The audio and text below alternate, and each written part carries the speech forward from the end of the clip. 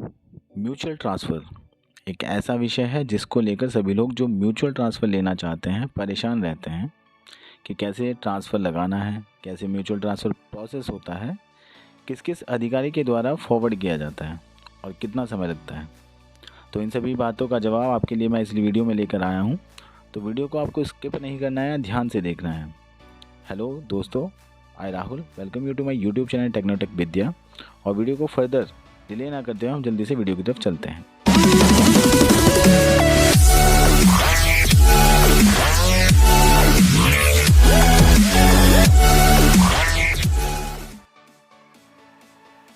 दोस्तों, जैसे कि हम बात कर रहे हैं म्यूचुअल ट्रांसफ़र की, तो आपको करना क्या है, सबसे पहले आप गूगल क्रोम खोलिएगा।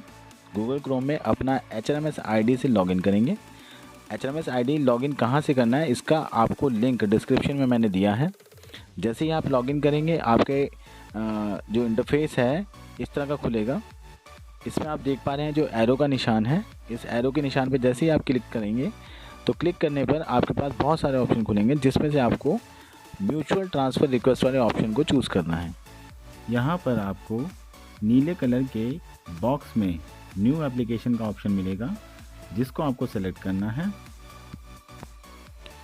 जब आप यह ऑप्शन चूज़ करेंगे तो कुछ इस प्रकार का इंटरफेस खुलेगा, जो कि आपकी डिटेल शो करेगा। अब आपको ध्यान ये रखना है कि म्यूचुअल का फॉर्म भरने से पहले आपका सभी डेटा अपडेट हो चुका हो।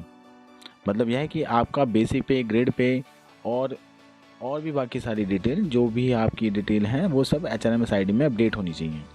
अगर नहीं है तो आप अपने डीलिंग क्लर्क से मिलकर इसको अपडेट करवा सकते हैं। अब सबसे पहले हम देख लेते हैं कि जो म्यूचुअल ट्रांसफ़र का प्रोसेस होता है, एक फ्लो चार्ट में हम किस तरह से उसको समझ सकते हैं। म्यूचुअल ट्रांसफ़र के प्रोसेस को इस फ्लो चार्ट से समझा जा सकता है। हम सपोज कर लेते हैं 2 डिवीज़न हैं, NR और NCR। मान लेते हैं इसके एम्प्लॉय आपस में म्यूचुअल ट्रांसफ़र लेना चाहते हैं। तो NR के एम्प्लॉय म्यूचुअल ट्रांसफ़र प्रोसेस को इनिशिएट करता है और वह फॉर्म फिल करता है और सबमिट करता है। यह फॉर्म दूसरे डिवीज़न के एम्प्लॉय के लॉगिन करने पर उसको दिखेगा। अब यहाँ पर जो सेकंड एम्प्लॉय है, जो दूसरे डिवीज़न में पोस्टेड है, वो अपना डिटेल फिल करेंगे और सबमिट करेंगे। अब यह फॉर्म फर्स्ट एम्प्लॉय के सुपरवाइज़र के पास पहुँचेगा और इसको सुपरवाइज़र द्वारा फॉरवर्ड किया जाएगा। अब ये सेकंड एम्प्लॉय के सुपरवाइज़र के पास पहुंचेगा और वहां से वो इसको फॉरवर्ड कर देंगे। जब दोनों डिवीज़न में अलग अलग सुपरवाइज़र इसको फॉरवर्ड कर देते हैं, तो जिस एम्प्लॉय ने वो जिस भी डिवीज़न में पोस्टेड हो, उस एम्प्लॉय के डिवीज़न में DRM ऑफिस में ये प्रोसेस पूरा कंप्लीट किया जाएगा और फिर यहाँ से फॉरवर्ड होकर ये सेकंड एम्प्लॉय के डिवीज़न में आएगा और DRM ऑफिस में प्रोसेस किया जाएगा। तो हम जान लेते हैं ये जब प्रोसेस किया जाता है, DRM ऑफिस में प्रोसेस होता है, तो ये किस किस अधिकारी के पास जाता है। तो सबसे पहले हम देख पा रहे हैं ये सबसे पहले जाता है ब्रांच ऑफिसर के पास। जो ब्रांच ऑफिसर होता है इसको फॉरवर्ड कर देते हैं और ये ऑफिस सुपरिटेंडेंट के पास जाता है। ऑफिस सुपरिटेंडेंट इसको फिर से फॉरवर्ड करते हैं, ये चीफ ऑफिस सुपरिटेंडेंट के पास पहुंच जाता है या फिर वहाँ तक फॉरवर्ड कर दिया जाता है। अब जो चीफ ऑफिस सुपरिटेंडेंट होते हैं इसको APO को फॉरवर्ड करते हैं। APO उसको आगे अदर डिवीज़न के ब्रांच ऑफिसर को फॉरवर्ड कर देते हैं। अब सेम यही प्रोसेस दूसरे डिवीज़न में चलता है। याद रखिएगा, यदि किसी भी स्टेज पर कोई भी कमी पाई जाती है तो वहाँ से कोई भी अधिकारी इस प्रोसेस को रिजेक्ट भी कर सकता है और अपने से प्रीवियस स्टेज पर इसको वापस रिटर्न भी कर सकता है। अब यहाँ इसमें आप देख पा रहे हैं, यहाँ पर जो लॉगिन करने पर आप म्यूचुअल ट्रांसफ़र रिक्वेस्ट पर जाएंगे तो फॉर्म फिल करेंगे, सबमिट करेंगे। सेकंड डिवीज़न में भी ऐसे ही होगा, सेकंड जो एम्प्लॉय है वो भी फॉर्म फिल करेंगे, सबमिट करेंगे। ये फॉर्म सुपरवाइज़र के पास पहुंचेगा अप्रूवल के लिए, दोनों सुपरवाइज़र इसको अप्रूवल देंगे। अप्रूवल मिलने के बाद ये डिवीज़न में ट्रांसफ़र प्रोसेस के लिए स्टार्ट कर दिया जाता है। पहला जो डिवीज़न होगा जिसमें पहले एम्प्लॉय पोस्टेड है, वहाँ के डिवीज़न में ये प्रोसेस स्टार्ट हो जाएगा। अब यहाँ से प्रोसेस स्टार्ट होने के बाद सेकंड डिवीज़न में इसको भेज दिया जाता है। दोनों डिवीज़न से DRM ऑफिस से अप्रूवल मिलने के बाद आपका ऑर्डर ड्राफ्ट हो जाता है। अब चलिए एक एक करके जान लेते हैं, देख लेते हैं कि म्यूचुअल एप्लीकेशन के फॉर्म में आपको किस किस चीज़ को भरना है। सबसे पहले आपकी आईडी, जिसको पहले ही आप अपने फॉर्म में देख पाएंगे, और बाकी डिटेल आपके ऑलरेडी फॉर्म में शो कर रही होंगी। इसमें आपको अपना passport size photo, signature upload करना है।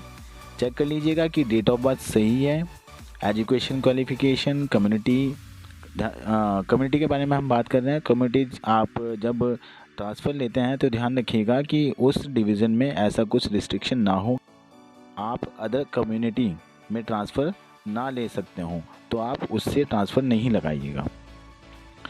बाकी आपको पीएफ नंबर देख लेना है, बिल यूनिट, आपका जोन, करंट डिवीज़न जिसमें आप वर्किंग हैं, line, unit, station, place, office, department, designation, पे लेवल, बेसिक पे। ध्यान रखिएगा, पे लेवल और बेसिक पे यही मेन इंपॉर्टेंट चीज़ें आपके अपडेट होने चाहिए। Post of initial appointment, mode of initial appointment, date of confirmation में आपका पोस्टिंग डेट भरना है। म्यूचुअल ट्रांसफ़र आप किस कारण से लेना चाहते हैं, अगर आपने पहले भी ट्रांसफ़र लिया है तो इसमें यस भरना है, और अगर नहीं लिया है तो आपको इसमें नो भर देना है। इसके नीचे आपका प्रेजेंट एड्रेस होगा जो कि आपके पहले से ही भरा होगा। बाकी आपके सुपरवाइज़र का नाम और आईडी आपको इसमें फिल करना है।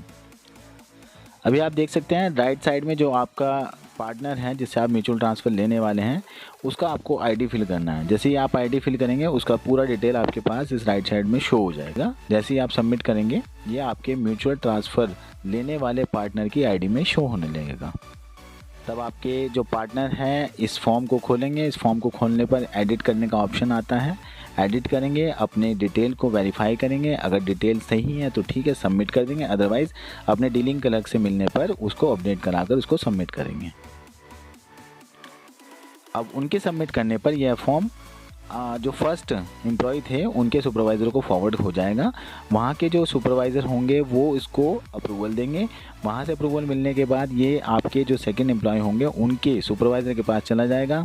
वहाँ के सुपरवाइज़र इसको अप्रूवल देंगे, और वहाँ से अप्रूवल मिलने के साथ ही यह फर्स्ट एम्प्लॉय के डीआरएम ऑफिस में ब्रांच ऑफिसर को फॉरवर्ड कर दिया जाता है।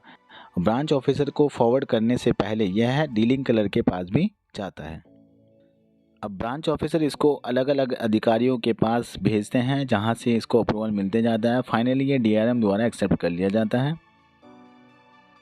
डीआरएम ऑफिस में डीआरएम साहब द्वारा यह एक्सेप्ट होने के बाद ये सेकंड डिवीज़न में डीआरएम ऑफिस में पहुंच जाता है। वहां से अलग अलग अधिकारियों के द्वारा ये एक्सेप्ट किया जाता है, या फिर कोई कमी होने पर इसको रिजेक्ट या रिटर्न भी किया जाता है। वहाँ से डीआरएम द्वारा ये एक्सेप्ट होने पर आपका ऑर्डर ड्राफ्ट हो जाता है।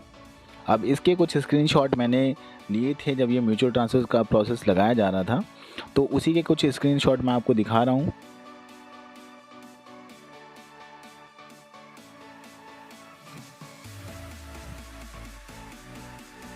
अब जब आपका ऑर्डर ड्राफ्ट हो चुका है तब आपकी फ़ाइल मैनुअली तैयार की जाएगी और यह फ़ाइल सीनियर डी द्वारा साइन की जाएगी। जब सीनियर डी द्वारा साइन की जाती है तो आपका एक लेटर तैयार हो जाता है। जो लेटर वहाँ आपके डीलिंग क्लर्क के पास पहुँचता है, वो अलग अलग एम्प्लॉय के सीनियर डी द्वारा साइन होने के बाद आपके डीलिंग क्लर्क के पास पहुँच जाता है। आपके जो डीलिंग क्लर्क हैं उस लेटर को आपकी लॉबी में आपके सुपरवाइज़र के पास भेजते हैं। वहाँ सुपरवाइज़र आपका पूरा डेटा तैयार करके आपका एक और लेटर तैयार करते हैं जो कि लॉबी से आपको कार्य मुक्त करने का लेटर होता है। वहाँ से आपका कार्य मुक्त करने का जो लेटर तैयार किया जाता है उससे पहले ही आपको क्लर्क द्वारा आपको बताया जाएगा आपको वहाँ पर उपस्थित बैंक से कोई भी ऋण नहीं लिया हुआ है, यानी कि आपका नो ड्यूज़ आपको लेकर आना पड़ेगा और आपको स्टोर से भी आपको नो ड्यूज़ बनवाना पड़ेगा। जब ये दोनों नो ड्यूज़ आप अपने क्लर्क के पास जमा करते हैं तो वहाँ से आपके सीसी द्वारा साइन किया गया लेटर आपको मिल जाता है।